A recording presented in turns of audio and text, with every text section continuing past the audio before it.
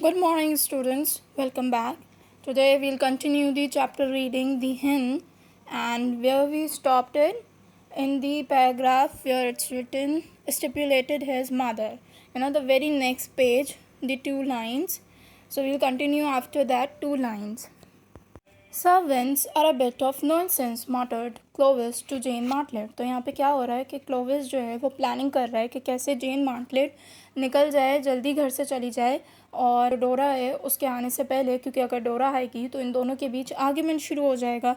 तो यहाँ पे वो जो प्लानिंग कर रहा है ना जेन मार्टलेट को निकालने की, तो ये उसी की प्लानिंग हमें दिखा रहे हैं कि कैसे क्लोविस जो है वो जेन मार्टलेट से कहता है कि जो सर्वेंट्स होते हैं वो कितना परेशान करते हैं। तो इस पे वो कहती हैं कि servants are nonsense, exclaim Jane. I don't see what you have to complain of your mother is so wonderfully lucky in her servants. Stritch for instance, he is been with you for 10 years। तो यहाँ पे वो स्ट्रिच की तारीफ़ करने लगती हैं कि स्ट्रिच की को ही ले लो, वो कितना अच्छा है, तुम्हारी मदर कितनी सर्वेंट्स के मामले में। तो वो ये इस चीज़ से राज़ी नहीं हो रही थी, इस बात से कि जो स्ट्रिच है जो सर्वेंट्स हैं वो नॉइसेंस होते हैं या परेशान करते हैं, क्योंकि आपकी मदर जो क्लोविस की मदर है वो तो इस मामले में लकी है। That's just the trouble said Clovis. It was a stretch I was particular of when I made the observation about servants being a nuisance. वो कहता है कि भाई आप जो स्ट्रिच की बात कर रही हैं, मैं तो उसी को सोचते हुए बोल रहा था कि नॉइसेंस होते हैं, परेशान करते हैं, क्योंकि जो मैंने ऑब्ज़र्व किया है और उसी को देख के मेरी ये राय है कि servants are nonsense. The excellent Stritch are nonsense, I can't believe it, said Jane. तो जो जेन है वो इस चीज़ से इनकार कर देती है कि स्ट्रिच और वो भी नॉनसेंस हो ही नहीं सकता, क्योंकि वो मान ही नहीं सकती कि स्ट्रिच परेशान कर सकता है। I know he's excellent and we just couldn't get along without him. He is the one reliable element in the rather haphazard household. तो यहाँ पे वो क्या कह रहा है कि हम वैसे भी रह नहीं सकते स्ट्रिच के बगैर, हमें पता है, क्योंकि वही एक रिलायबल बंदा है जिसके ऊपर हम रिलाई कर लेते हैं। जब घर बहुत बुरी तरीके से फैला हुआ होता है तो वही होता है जो साफ़ करता है। तो बेशक वो बहुत एक्सीलेंट है। हैप्हाज़ार्ड मीन्स जो बेतरतीबी से घर नहीं फैला हुआ होता वो, but his very order lines has had an effect on him.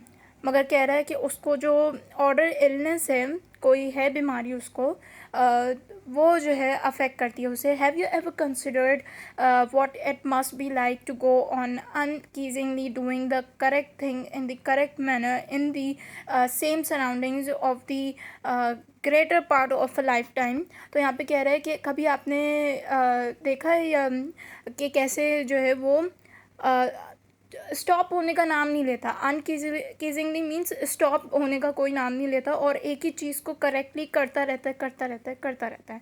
I should go mad, said Jane. उसने कहा मैं तो पागल हो जाऊंगी। Exactly, said Clovis. उसने कहा exactly. But Stritch hasn't gone mad, had said Jane with a flutter of inquiry in her voice. तो क्या वो जो है अब चेक करती है, कहती है स्ट्रिच तो मैड नहीं हुआ ना। तो कहती है on most points he is thoroughly Sen and reliable. कभी कभी वो बहुत ही रिलायबल होता है, बहुत ही अपने काम में कॉन्सेंट्रेट होता है, said Clovis. But at times he is a subject to the most obstinate delusions. तो वो कह रहा है कि कभी कभी वो ऐसे अपने डेल्यूजन्स में चला जाता है, यानी दिमाग में उसकी ऐसी कोई खिचड़ी बन रही होती है कि वो उसमें चला जाता है। And on those occasions he become not merely a nonsense but a decided embarrassment.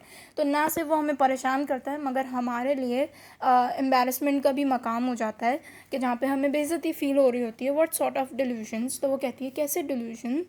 तो कहते हैं unfortunately they usually centre around one of the guest of the house party and this is where the awkwardness comes in. तो वहाँ पे वो क्या game खेल रहा है क्लोविस, वो कह रहा है कि जो स्ट्रिच है, जो इनका सर्वेंट है, वो कभी कभी ओकेजनली उसका दिमागी संतुलन ख़राब हो जाता है। तो वो क्या करता है कि जो गेस्ट आया हुआ होता है ना हाउस में, उस वहाँ से वो ऐसी हरकत शुरू करता है कि जहाँ पे ऑकवर्डनेस शुरू हो जाती है। यू डोंट मीन टू से he might be dangerous do you, asked Jane with some anxiety। तो यहाँ पे जेन अब थोड़ी सी परेशान होने लग जाती है। वो कहती है क्या मतलब तुम्हारा, क्या स्ट्रेच हमारे लिए डेंजरस भी है। कहता है one can never be certain, कहता है कुछ कह नहीं सकते, said Clovis. Now and then he gets some ideas about a guess which might take an unfortunate turn. This is precisely what is worrying me at the present moment. कहता है मैं कुछ कह नहीं सकता. क्लोविस का कहना है कि वो अभी भी बहुत परेशान है प्रेजेंट मोमेंट को लेके, क्योंकि जेन मार्टलेट आई हुई है. तो वो जेन मार्टलेट को थोड़ा इशारा दे रहा है कि आप इस वक्त थोड़े ख़तरे में हैं, क्योंकि क्लोविस जो है वो ऐसा अनफॉर्चुनेट टर्न लेता है टुवर्ड्स द गेस्ट के वो अभी भी परेशान है Clovis. What has he taken a fancy about some one है नाउ, आज जेन एक्साइटली. कह रहा है कि कहती है कि आप वो अभी यहाँ पर है जो इसके बारे में उसको डिल्यूजन है. तो कहता है how thrilling to tell me who it is. कहती है कौन है. कहता है यू. अब यहाँ पे उसने बोला है कि आप ही तो हैं. मी. Clovis noted. क्लोविस ने कहा मैं.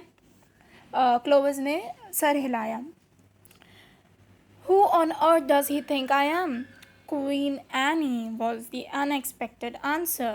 तो वो वहाँ यहाँ पे कह रहा है कि उसको जो डिल्यूजन हुआ है ना, उसमें वो आपको क्वीन एनी समझ रहा है.